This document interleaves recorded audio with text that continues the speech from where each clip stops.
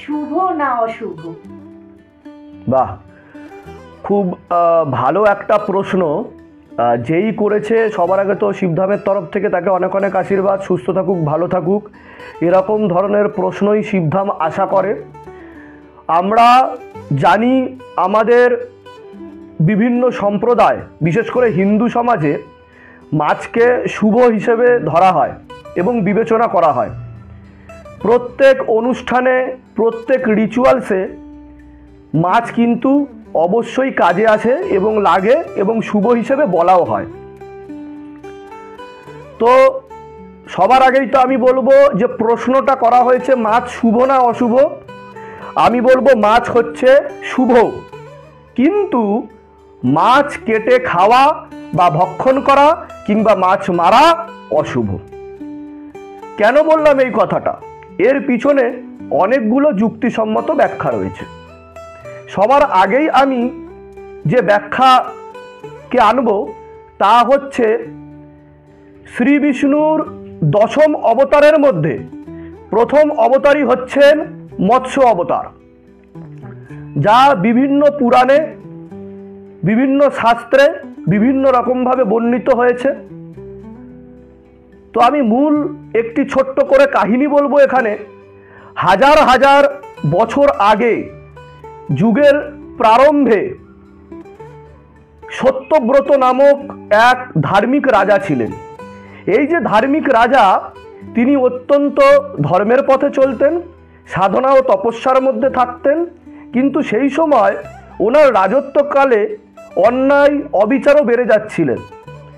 অন্যায় অবিচার এতটা পরিমাণে বেড়ে যাচ্ছিল যে তিনি নিয়ন্ত্রণ পর্যন্ত করতে পারছিলেন না। তো শ্রী পরমেশ্বরের কাছে তিনি প্রত্যেক দিন প্রার্থনা করতেন, ধ্যান করতেন যে হে প্রভু, আপনি কি নেই? আপনি কোথায় আছেন? আপনি নিজে স্বয়ং অবতরণ হয়ে এই জগৎ সংসারকে রক্ষা করুন। আমি রাজা হতে পারি, কিন্তু আপনি তো সমস্ত জগতের স্রষ্টা। তো এরকমভাবেই দিন অতিবাহিত হতে থাকলো। তিনি যতই নিয়ন্ত্রণ করার চেষ্টা করেন, কিছুতেই নিয়ন্ত্রিত হয় না।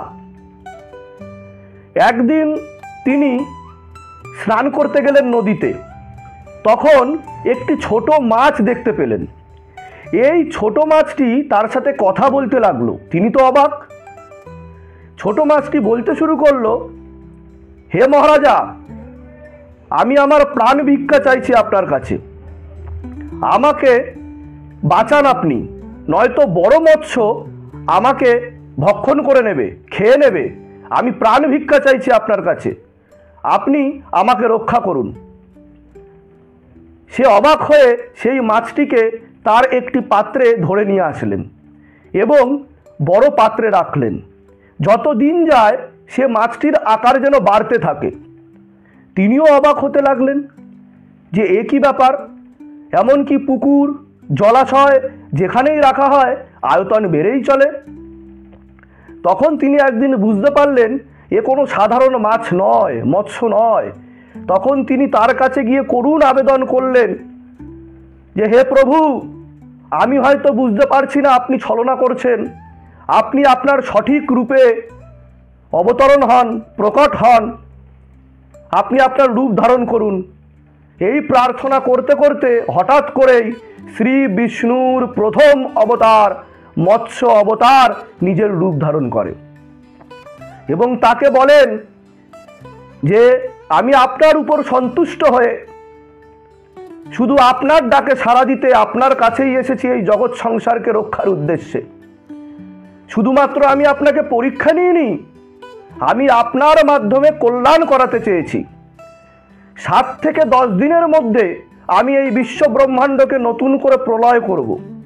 আপনি যা যা খাদ্য সম্ভার আছে এবং পশুকুল আছে সবাইকে একসাথে সংগ্রহ করুন ও জড়ো করুন এবং একটি নৌকোর উপর চাপিয়ে দিন।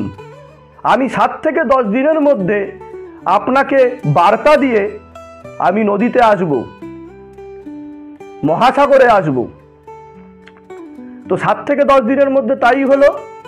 একটি শৃঙ্গযুক্ত মৎস্য, মানে যার শিং আছে, তা অবতার রূপ ধারণ করে আসলেন এবং সেই নৌকাটিকে দড়ি দিয়ে বেঁধে দিতে বলা হলো। এইভাবেই কিন্তু শ্রী বিষ্ণু তার মৎস্য অবতার রূপ ধারণ করে জগৎ সংসারে লীলা খেলা দেখিয়েছিলেন। তো এটা বিভিন্ন পুরাণে বিভিন্ন রকমভাবে বর্ণিত রয়েছে। আমি কোনো একরকমভাবে আপনাদের বোঝানোর উদ্দেশ্যে সংক্ষেপে গল্পটি বলার চেষ্টা করলাম। কিন্তু কথা হচ্ছে, আমাদের বিভিন্ন শুভ অনুষ্ঠান, বিবাহ, যেমন ধরো শ্রাদ্ধানুষ্ঠান, যেমন ধরো মুখে ভাত, অন্নপ্রাশন, এসবে কি আমরা মৎস্যের ব্যবহার করি, মৎস্য আহার করাই? কিভাবে শুভ হতে পারে? এ সব সময় অশুভই হতে পারে। তার কারণ, যে অনুষ্ঠানে আপনি মৎস্য ভক্ষণ করছেন, তার মানে আপনি শ্রী বিষ্ণুকে কেটে ভক্ষণ করাচ্ছেন এবং করছেন। তা কখনোই শুভ ফল দায়ী হতে পারে না, কোনোদিনও শুভ হতে পারে না। ভগবদ্গীতায় ভগবান শ্রীকৃষ্ণ বলেছেন সর্বয়োনিষু কৌন্তেয়া, অর্থাৎ যাই নড়ে চড়ে বংশবৃদ্ধি করে তার মধ্যেই চিন্ময় আত্মা রয়েছে। তো মৎস্যের মধ্যেও কিন্তু আত্মা বর্তমান রয়েছে, যা আমরা নিজের শক্তির মাধ্যমে সৃষ্টি করতে পারি না। তাকে ধ্বংস করা বা কেটে মেরে ফেলার অধিকার আমাদের কারোর নেই। তো আমাদের এটা বুঝতে হবে। আমাদের শাস্ত্র কখনোই বলে না যে মৎস্য শুভ। মৎস্য শুভ তখনই যখন তাকে পুজো করা হয় দেবতা রূপে, শ্রী বিষ্ণু রূপে, মৎস্য অবতার রূপে যখন তাকে পুজো করা হয় এবং তার সেবা করা হয়, তখন তা শুভ। কিন্তু তাকে কেটে যদি ভক্ষণ করা হয় বা তাকে যদি বলি রূপে দেওয়া হয়, তা কিন্তু একদমই অশুভ। অতএব আমাদের প্রচলিত সমাজে কোনো কোনো জায়গায় এটা বলা হলেও বা অনেক জায়গায় মৎস্যকে ভোগ হিসেবে নিবেদন করা হয়। তো আমি বলবো, শতগুণী, রজগুণী ও তমগুণী সব কিছুকে 3টে ভাগে ভাগ করা যায়, কিন্তু এ অত্যন্ত নিচ্চ কোটির কর্ম। মৎস্যকে কোনোদিনও মারা উচিত না এবং মৎস্য ভক্ষণ করা উচিত না। এবং যে কোনো প্রাণী যার মধ্যে চিন্ময় আত্মা রয়েছে, যা বংশবৃদ্ধি করে, যা আমাদের প্রকৃতির বিশেষ কারণে, এই প্রকৃতিকে সাজানোর জন্য বিশ্ব ব্রহ্মাণ্ডের স্রষ্টা যা সৃষ্টি করেছেন, তাকে ক্ষয় করা, মারা, নষ্ট করা উচিত না।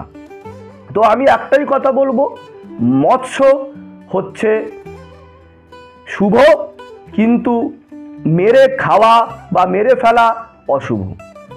আরেকটা কথা আমি বলবো, অনেকেই বাড়িতে মাছ পোষে অ্যাকুরিয়ামে। ফেংশুইতে বিভিন্ন জায়গায় বলা হয়েছে, অনেক জায়গায় এমনও মন্তব্য শুনেছি যে বাড়িতে মাছ রাখা ভালো কিনা। হ্যাঁ, বাড়িতে আপনি মাছ রাখতে পারেন, সংরক্ষণ করতে পারেন, তার সেবাও করতে পারেন, কিন্তু কোনো কারণবশত তার যদি অনাদর হয়,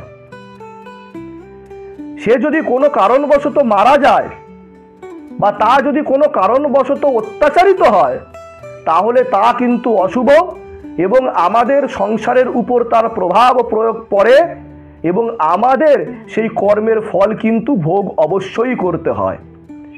এ কারণেই শুধুমাত্র এত বিবাহ বন্ধন, কর্মবন্ধন, শারীরিক বিভিন্ন রকম পীড়া, সমস্যা, বিভিন্ন রকম রোগাধির উৎপন্ন হচ্ছে আমাদের শরীরে। আমাদের শরীর এসবের জন্য তৈরি নয়। যেমন একটি বাইককে যখন তার নির্মাতা তৈরি করে, তখন সেটিকে নয় পেট্রোলের জন্য, নয় ডিজেলের জন্য, নয় ব্যাটারির জন্য বা কোনো কিছুর জন্য নির্মাণ করে। ঠিক ভগবান আমাদের শরীরকেও কিন্তু মাছ, মাংস, ডিম বা আমিষ আহারের জন্য তৈরি করেনি। একটি বাইককে যদি জল ঢেলে বা কেরোসিন তেল ঢেলে বা সর্ষের তেল ঢেলে চালানো হয়, যা পেট্রোল বা ডিজেলের জন্য তৈরি তা কি চলবে? না, চলবে না। হয়তো কিছুটা এগোবে, আওয়াজ করবে, চলতে চলতে বন্ধ হয়ে যাবে, একটা টাইম পরে তা পুরো খারাপ হয়ে যাবে, এমনকি বড় অ্যাক্সিডেন্টও ঘটে যেতে পারে। ঠিক সেরকমই আমাদের যে শরীর আছে, এ শরীর কিন্তু আমাদের নিরামিষের জন্য তৈরি। তার কারণ আমাদের একটা উন্নত ব্রেন আছে, মস্তিষ্ক আছে, আমাদের বিচার বুদ্ধি ক্ষমতা রয়েছে, যা অন্য প্রাণীর নেই। এবং অন্য প্রাণীর যে জীবনের সার্কেল, তা কিন্তু একটা পার্টিকুলার চক্রে বাঁধা রয়েছে। একটা বাঘ কখনো চেষ্টা করলে একটা আপেল খেতে পারে না। তার কারণ আমাদের যে মনুষ্য সমাজ এবং ঊর্ধ্বকোটির জন্ম সমাজ যখন অপকর্মের প্রভাব ও প্রয়োগে পড়ে, তখন কিন্তু আমাদের নিম্ন গতিতে, নিচ্চ কোটিতে আমাদের কিন্তু জন্ম হয়। তখন আমরা বিড়াল, কুকুর এসবে জনিতে যাই এবং এভাবেই কিন্তু আমাদেরকে জীবন অতিবাহিত করতে হয়।